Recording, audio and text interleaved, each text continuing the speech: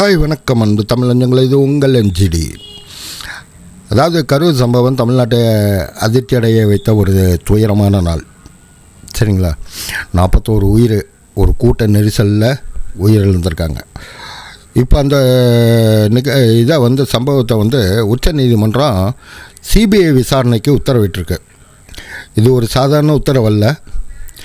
இது தமிழக அரசுக்கு ஒரு பெரும் அரசியல் அதிர்ச்சி கொடுத்துருக்கிற உத்தரவு. வாங்க இதை பற்றி தெளிவாக பார்ப்போம்.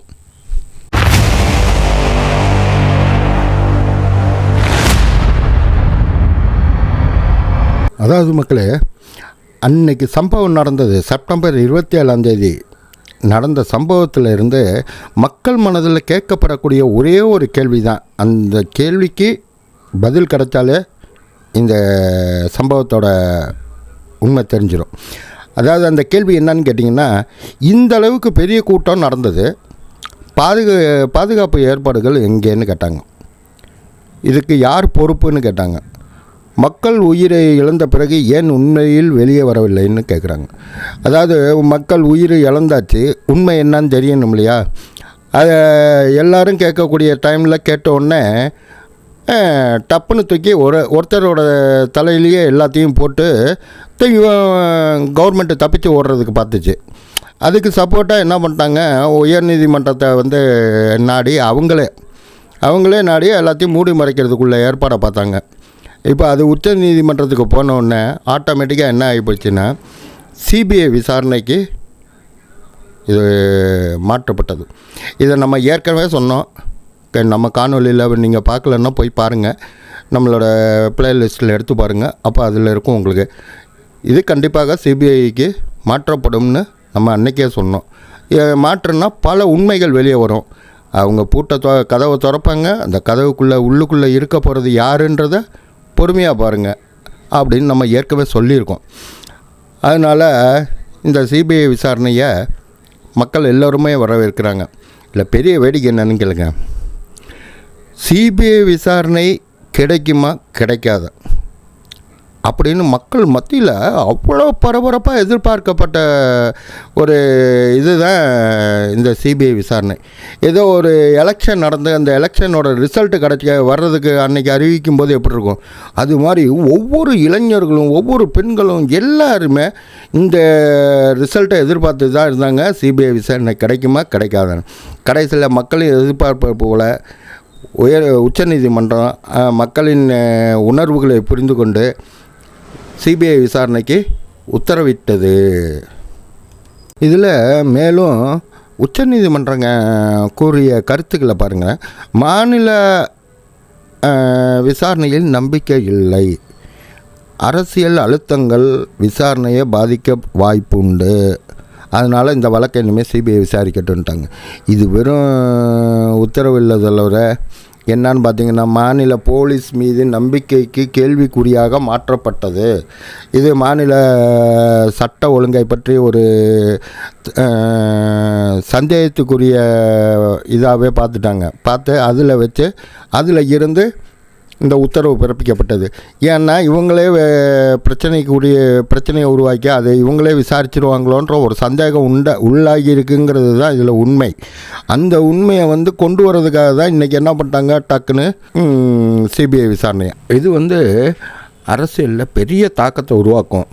ஏன்னு கேட்டிங்கன்னா, உச்ச நீதிமன்றம் சொல்வது போல் மாநில விசாரணை நியாயமில்லைன்னு சொல்லிடுச்சுன்னா அது மாநில அரசின் நம்பிக்கையை நேரடியாக கேள்விக்குறியாக்கக்கூடிய கேள்வி தான் அது.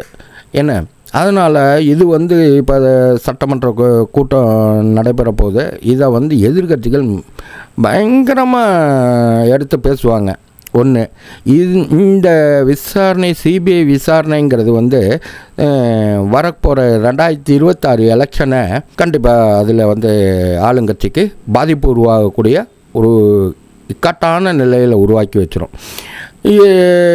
நம்ம இதை எதையுமே மறைக்கவில்லை என்று சொன்னாலும் மக்கள் கண்டிப்பாக அவங்க இதை ஏற்றுக்கவே மாட்டாங்க. அந்த அளவுக்கு இதில் பல சந்தேகங்களை மக்களே எழுப்புகிறாங்க. அந்த அளவுக்கு இருக்குது. அதாவது இந்த உத்தரவு வெளியே வந்த உடனே எதிர்க்கட்சி சொல்ல தொடங்கிட்டாங்க, இது மக்களுக்கு கிடைத்த தீர்ப்பு, மக்களுக்கு நீதி கிடைத்து விட்டது, அரசு உண்மையை மறைத்தது, ஆனால் சிபிஐ வந்து அந்த மாதிரி பிரச்சாரங்கள் வந்து பெரிய அளவில் எடுக்க ஆரம்பிச்சிட்டாங்க. மக்களின் உணர்ச்சியை வந்து மதிக்க தெரிஞ்ச உச்சநீதிமன்றத்துக்கு பாராட்டு குவியுது.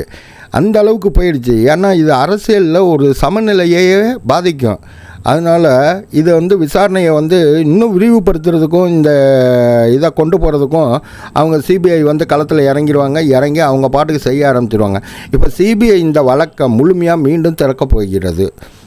அனைத்து சாட்சிகளையும் விசாரிக்கும், வீடியோ ஆதாரங்களையும் திரட்டும், நிகழ்ச்சியின் முழு பின்னணியும் பரிசீலிப்பாங்க. யார் தவறு செய்தா, யார் புறக்கணித்தா எல்லாமே வெளிச்சத்துக்கு பார்க்க போகிற நேரம் வெகு விரைவில் இருக்குது. இந்த விசாரணை நடக்கும்போது மக்கள் கவனம் ஒன்றே, நியாயம் கிடைக்குமா, இது மட்டும்தான் அவங்களுடைய இதாக இருக்கும். இதில் அரசியல் புகுந்து விளையாடுறதுக்கோ இல்லை ஆட்டத்தை காட்டுறதுக்கோ இதுக்கெல்லாம் எந்த ஒரு இதுவும் இருக்காது. இவங்க என்ன வேகமாக போய் இப்போ போலியான ஒரு இது போட்டிருக்காங்க, ரிட்டு போட்டிருக்காங்க, உச்ச நீதிமன்றத்தை வந்து ஏமாற்றிட்டாங்கன்னு சொல்லிட்டு திமுக வந்து போய் நிற்கிது. இப்போ நம்ம என்ன கேட்குறோம்னா, இவ்வளவும் சொன்ன நீங்களே ஒழுங்காக நடத்தியிருக்கலாம்ல, நீங்களே கொடுத்துருக்கலாம்ல சிபிஐக்கு. உங்கள் மேலே தப்பு இல்லைன்னா ஏன் சிபிஐக்கு போகிறத நீங்கள் வந்து தடுத்தீங்க? அதனால் இது வந்து ஏதோ உங்களுக்குள்ளே ஏதோ ஒன்று இருக்குங்கிறது கன்ஃபார்ம் ஆகிடுச்சில்ல. இப்போ நீங்கள் அவதூறு பரப்புகிறாங்கன்னு சொல்லிட்டு ஒரு பல பேரை யூடியூபருங்களை வந்து கைது பண்ணி உள்ளே வச்சிங்க, புரியுதுங்களா? அப்போது அவங்க கேட்ட கேள்விகளெல்லாம் இன்றைக்கி சிபிஐ கேட்க போகுது. நீங்கள் என்ன பண்ண போகிறீங்க? சிபிஐ மேலே வழக்கு போடுவீங்களா நீங்கள்? இன்றைக்கி யூடியூபர் ஒன்று இருக்கிறனாலையும் சோஷியல் மீடியான்னு ஒன்று இருக்கிறனாலையும் நீங்கள் செஞ்ச எல்லா விஷயங்களையும் அப்டுடேட்டு நம்ம ஆளுங்க எடுத்து வெளியே போட்டாங்க. அதுவும் இந்த தாவேக்கா இளைஞர்கள் இருக்காங்க பாருங்கள், அடாடா சும்மா சொல்லக்கூடாது, எங்கேருந்து தான் எடுக்குதுங்கன்னு தெரியல, எடுத்து பிரித்து மேய்ஞ்சிருச்சுங்க எல்லாத்தையும். இதெல்லாம் சோஷியல் மீடியாவில் வரும்போது, சோஷியல் மீடியாவிலேருந்து மக்கள்கிட்ட பார்க்கும்போது அவங்க கேட்க கேள்வியெல்லாம் ஒரு அரசியல்வாதி வந்து பயந்து உட்காரக்கூடிய ஸ்டேஜில் இருக்குது. இப்போ முந்தைய அரசியல் கிடையாதுங்க, இது இளைஞர்களுக்கான அரசியல். இந்த இளைஞர்களுக்கான அரசியலில் நீங்கள் ஒன்றுமே பண்ண முடியாது, அந்த அளவுக்கு இருக்குது. இந்த சிபிஐ விசாரணை ஆளுங்கட்சி நடத்திய நாடகத்துக்கு எல்லாத்துக்கும் முற்றுப்புள்ளி வைக்கணும்னு எல்லாருமே எதிர்பார்க்குறாங்க. எப்போவுமே ஸ்டாலின் அவர்கள் சொல்வார், எதிர்கட்சி நான் அரசியலில் செய்யாமல் அவியலாக செய்யும்பார். இன்றைக்கி எதிர்கட்சி எல்லாமே சேர்ந்து ஒரே அரசியல் பண்ணி முடிச்சிட்டாங்க. இப்போ இதுக்கு என்ன பதில் சொல்கிறதுன்னு தெரியாமல் எந்த ஒரு திமுக அரசியல் தலைவர்களும் வெளியே வந்து இதை பற்றி கருத்தே சொல்ல முடியாமல் தவிக்கிறாங்க. இன்னொன்று இதில் சிக்க போகிறது யாருன்னு பார்த்திங்கன்னா, முதல் பலிகடா வந்து தமிழக காவல்துறை தான். அதில் எந்த மாற்று கருத்தும் கிடையாது.